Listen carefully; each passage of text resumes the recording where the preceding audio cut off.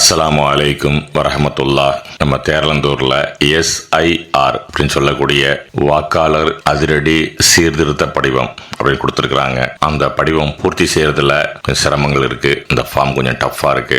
சாதாரண நம்மளை பத்தி உள்ள ஒரு டீட்டெயில்ஸ் தான்.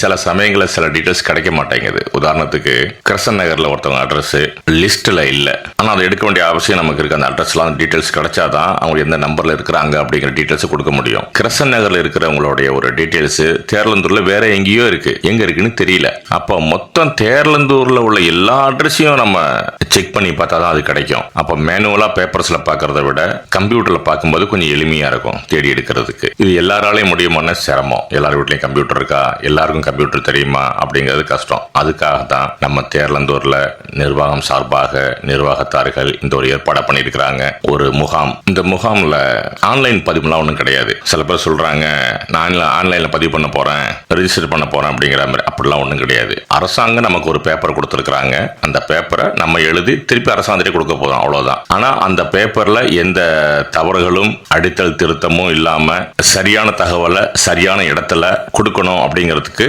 இந்த முகாம் உதவி செய்து, அவ்வளவுதான். ஏன்னா அந்த ஒரு ஃபார்ம்ல ஒரு தவறு ஏற்பட்டுச்சுனாக்கா அந்த ஃபார்ம் செல்லாம போயிடும், அவங்களுடைய ஓட்டு நிராகரிக்கப்படும். அதனால எதிர்காலத்தில் ஏதாவது சில்லற பிரச்சனைகள் வரக்கூடும். ஏன்னா சூழ்நிலை அப்படி இருக்கு. அதனால சொல்றேன், இந்த நல்ல முயற்சி எடுத்த நம்ம ஊர் நிர்வாக தலைவர்களுக்கு நம்ம நன்றி சொல்லணும் கண்டிப்பா. அது மட்டும் இல்லாம இன்னொரு பெரிய நன்றி சொல்ல கடமைப்பட்டிருக்கிறோம். நம்ம உள்ளூர் பிள்ளைங்க, படிச்ச பிள்ளைங்க கிட்டத்தட்ட ஒரு 15 பேர் தானா முன் வந்து காலையில இருந்து ஈவினிங் வரைக்கும் உட்காந்து இதெல்லாம் ஹெல்ப் பண்றாங்க. எழுதுறதுக்கு, எழுதுற வேலை, ஃபார்ம் ஃபில்அப் பண்றது, அவங்க டீட்டெயில்ஸ் கொடுக்கறது எல்லாம் ஹெல்ப் பண்றாங்க. இன்னும் சொல்ல போனா இதுல 2-3 பிசினஸ் மேனுங்களும் இருக்காங்க.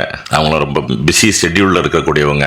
அவங்க எல்லாம் அவங்களுடைய அலுவல் வேலைகளை ஒதுக்கி வச்சுட்டு இதுக்காக அவங்க நேரத்தை செலவு பண்றாங்க. உண்மையிலேயே ரொம்ப ரொம்ப ரொம்ப நன்றி சொல்ல கடமைப்பட்டிருக்கிறோம். இருந்தாலும் இந்த 15 பிள்ளைங்கிறது பத்தாது. இன்னும் படிச்ச பிள்ளைங்க தானாக முன் வந்து இதில் உதவி செய்யணும். இது மாதிரி சமுதாயத்துக்கு நீங்க படிச்ச பிள்ளைங்க உதவி செய்யும் போது உங்களுடைய கல்விக்கு அல்லாஹ் பரக்கத்து செய்வான் கண்டிப்பா. ஒருத்தர் 4-5 டிகிரி வச்சிருப்பாரு, அவர் வேலை இல்லாம வீட்டில் சும்மா இருப்பாரு. ஒரு பையன் 10th படிச்சிருப்பான், அவன் 1.5 லட்ச ரூபாய் மாசம் சம்பாதிப்பான். காரணம், அவர் 4-5 டிகிரி வாங்கியிருக்காரு, ஆனா அதுல பரக்கத்து இல்லை, அல்லாஹ் அதுல பரக்கத்தை கொடுக்கல. இன்னொருத்தர் வெறும் 10th தான் படிச்சிருக்காரு, அவருக்கு எல்லாம் 1.5 லட்சம் சம்பளத்தை கொடுக்குறான். அந்த படிப்புல பரக்கத்தை கொடுத்துருக்கான். ஆகையினால நம்ம எவ்வளவு படிச்சங்கிறது முக்கியம் இல்ல, அந்த படிப்புல பரக்கத்து இருக்கணும். பரக்கத்து இல்லாத படிப்பு பிரயோஜனம் இல்லை. ஆகையினால நீங்க உங்களுக்கு அல்லாஹ் கொடுத்த கல்விக்கு நன்றி கடனா சமுதாய பணிக்காக, நம்ம சமுதாய மக்களுக்காக அந்த படிப்பை பயன்படுத்துங்க. கண்டிப்பா அல்லாஹ் உங்களுடைய படிப்புல பரக்கத்தை கொடுப்பான். படிப்புங்கிறது முக்கியம், அதுல பரக்கத்துங்கிறது ரொம்ப முக்கியம். ஆகையினால படிச்ச வாலிபர்கள் இது மாதிரி பணியில தங்களை ஈடுபடுத்திக்கிட்டு சமுதாயத்துக்காக ஒத்துழைப்பு கொடுங்க.